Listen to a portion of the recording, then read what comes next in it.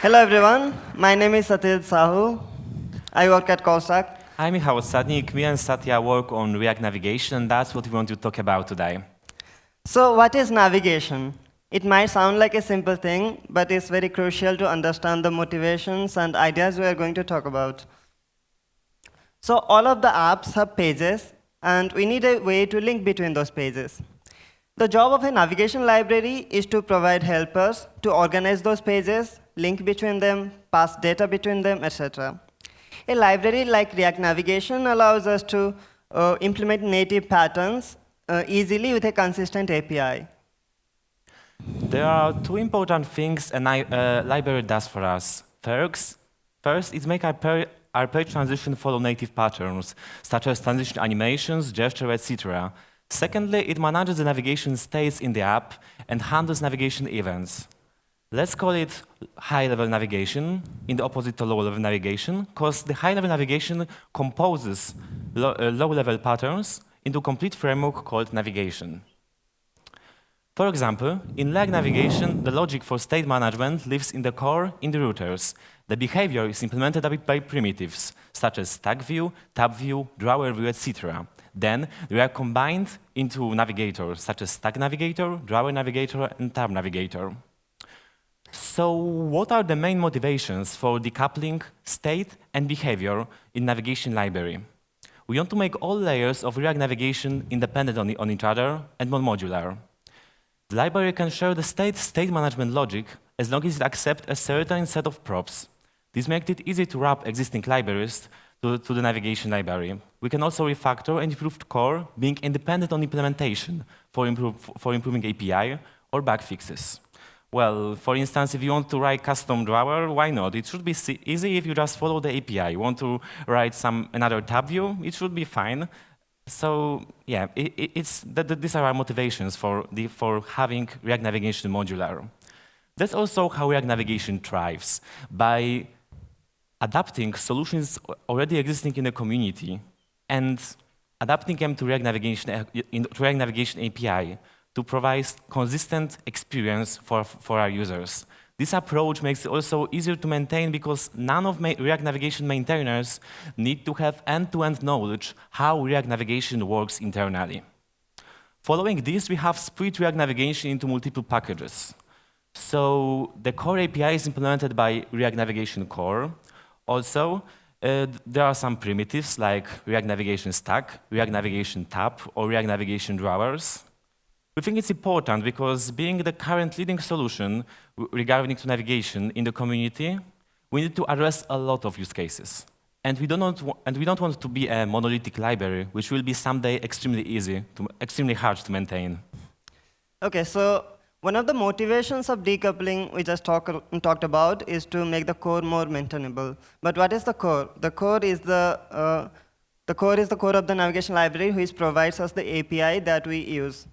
So let's take a look at this API that React Navigation has, and let's discuss some pain points that people are facing with the API. So as you know, React Navigation is very easy to get started with. We have a very extensive documentation and a ton of features. But we have found that the API of React Navigation is not very flexible. The API of React Navigation is based on static configuration. It has a lot of benefits, but it also limits the way we can use React Navigation. So let's take a look at some of the issues. For example, if you have used React Navigation, you might know the API. So the API is basically we import something like create tab navigator, create stack navigator from React Navigation. Then we pass it the route configs, which are basically the screens we want to render, and some options for the navigator. So this whole thing is static, and it's defined at the top level, which means we don't have access to props or state or context. And this means we cannot change anything dynamically. For example, if you want to change the initial route name based on a prop, it's not possible because this is defined outside render. So the next thing is like, I'm sure most of you have been facing this issue. A simple example is you want a done button in the header. So how do you use it? Like, how do you communicate between the done button and the screen? So this navigation options is the way for a screen to provide some options to the navigator, such as header buttons, header style, title, and it's a static property. It does not have access to props or state from the component, which means it's not possible to call a method of the component from these navigation options. So it's really difficult, and I have seen a lot of issues regarding this. People have been using params to do it, but it's not pretty. Yes, actually, the problem is that we couldn't use a lot of React's pattern. Actually, recently we have asked you folks about your experience with React navigation and problem you're facing with. And we figure out that most of you are expecting more dynamic API. So we agree that we made some mistakes. We took our static API and made it more dynamic. So yeah, you ask and we deliver. So now, dear listeners, it's this moment on every conference talk. Hope you hype, because we have rewritten React navigation from scratch, keeping the same concept you're already familiar with, but we have even more dynamic API. It's awesome, and we're so excited and happy to tell you more about this. Woo! So today we're announcing React Navigation 5.0 Alpha. Let's take a look. OK, so this is the API. We still have the concept of navigator, but instead of defining it outside render, we now render it as a component. And all of the configuration for the navigator is passed as props to the navigator. So the route config is defined as the children of the navigator component. In a screen element, you can pass a name for the route and a component which we can render for the route. And for screen-specific options, you can pass an options object, options prop, to the screen component. So the important difference here is all of this is done inside render, which means you have access to props, state, context, and you can define everything dynamically. You can just render a conditional, and it will work. Yep. So let's take a look at how we would solve the same issues that we faced earlier with the static configuration API, for example, the header button. So first of all, since we have access to props, we can change the configuration based on props. For example, we can set the initial route name conditionally. And next thing is, say we want to fetch a list of tabs from the server, and we want to render a list of tabs. We couldn't do it earlier. But now, since we have access to props, we can just map on some array and render a bunch of strings. The next thing is setting defining routes conditionally. So this is a very common pattern. I have seen, for example, you have an onboarding flow. And in the onboarding flow, you have some screens which are only accessible when the user is not logged in. And there are some screens which are accessible after the user gets logged in. Currently, the way is to reset the stack after you log in. But since we can do things conditionally, now we can just check a prop and define screens conditionally, and it's declarative. You don't have to reset the stack manually anymore. And the next thing is setting screen options. Now we have a set options method on the navigation object.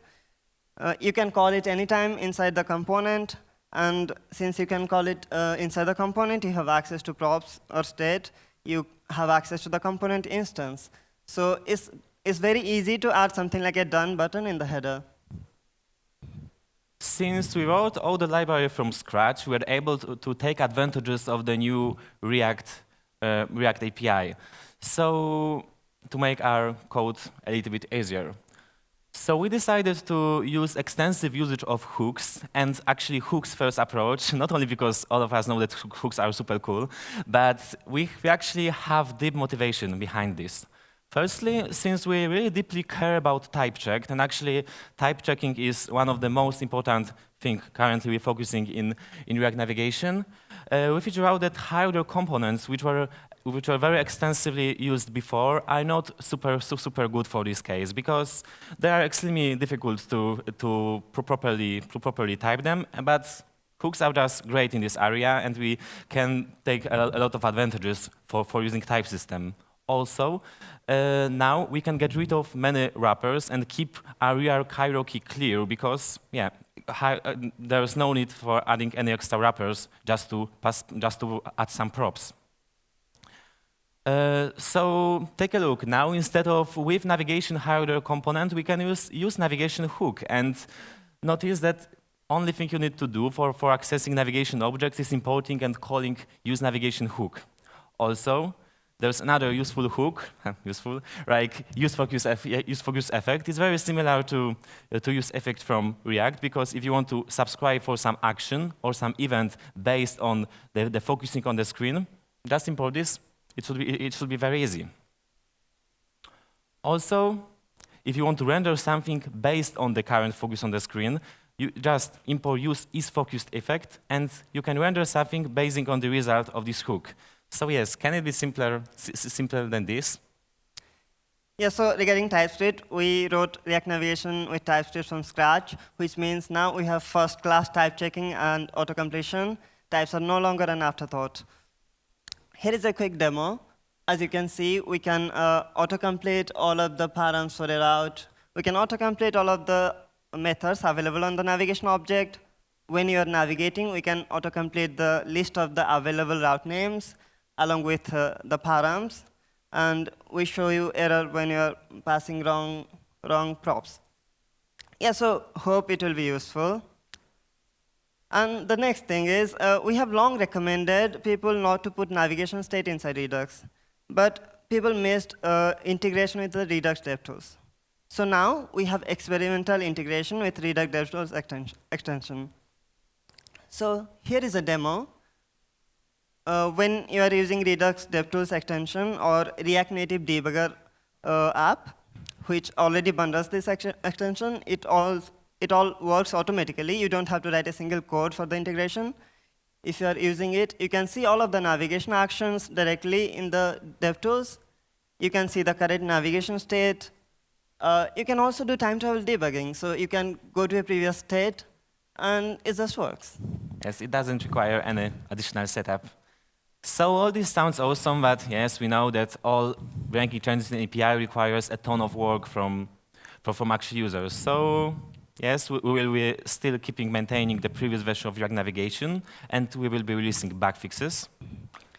So since we rewrote it with a completely different architecture, which is supposed to be dynamic, we cannot provide full compatibility. But we are trying to write a small compatibility layer which will handle most of the differences. There will be some things you still have to do manually, but hope our compatibility layer will be useful to you for migration. So if you want to try this out, you can now go to reactnavigation.org/next right now and follow the instructions there for installation. So it's still alpha? Yeah, it's alpha, so be careful when using it in production, unless you like living in the edge. I do. Your feedback is very important. Please try it out. Let us know if you face any bugs or have any other suggestions. So you can catch Michał or me after the talk. So before finishing the talk, I also want to thank Brent Watney, who is not here, because he has been trying consistently to make React Navigation usable by the community. And I think without him, React Navigation wouldn't be here where it is. OK, so thank you. Thank you, Brent. And thank you all, and have a nice day.